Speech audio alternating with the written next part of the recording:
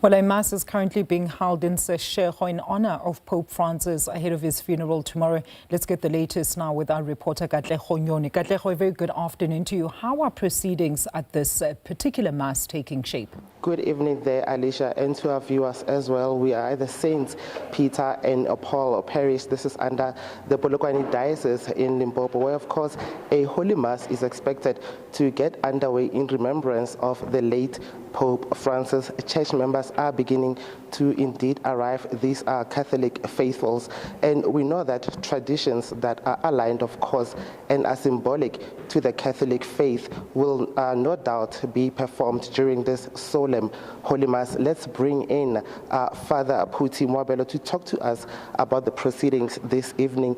Thank you very much for your time on the SABC News Channel. Talk to us about the program tonight. We know that it is, of course, a solemn mood. It is in remembrance of the late Pope Francis. What did he symbolize for the church congregants here at the Saint Peter and Paul Parish? Good evening, Katlego and the viewers at home. We are gathering here this evening to remember our Holy Father, Pope Francis, whom the Lord has called back to his eternal home. Pope Francis meant a lot to us as Catholics, as well to this parish of St. Peter and Paul. Hence, we are having this Holy Mass this evening in honor and also to bid farewell to him, as is the tradition of our Catholic faith, that when one leaves us, we gather in prayer to find comfort and strength. And that is exactly what we are doing this evening. You will remember that on Sunday, Pope appeared in public, and he also gave his Easter Sunday blessing. And on Monday, when we received the news that he is no more, we were shocked. We were shocked. But because we are Easter people, we found hope in the resurrection of Christ our Lord. And that is why we are able to come together, no longer as people with gloomy faces, but people with hope and joy. Francis meant a lot to us as the church, and I think even to those who are not Catholics. He was a shepherd who journeyed with his flock, and he is also a father figure to all of us. You know, the way he made sure that everyone becomes part of this family, the church.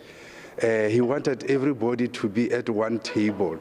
And I often say Pope Francis is someone who did not want people to build walls around themselves, but is somebody who wanted us to build bridges.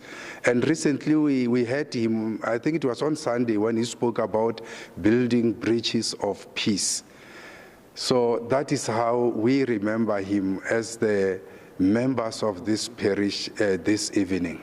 And he will be laid to rest tomorrow at the Vatican City. You know, throughout the years since he ascended to the role of the Pope, he left a legacy. What of his legacy, springs to mind when you think of the late Pope Francis? I think for me, there are 2 or 3 things that comes to my mind. First, he was a Pope of mercy. He did not only speak about mercy, but he went about, doing acts of mercy. And also, I remember him as a Pope of fraternity, somebody who wanted to bring everybody on board, especially those who are living at the margins of our society, the poor, the downcast, the sick. He wanted them also to feel that they are a part of the church. They should be appreciated even within the society.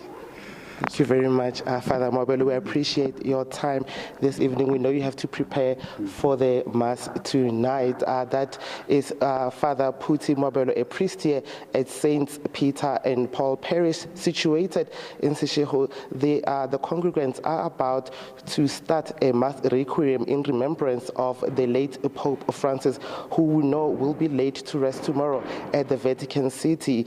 Throughout the week, he had been lying in state at the St.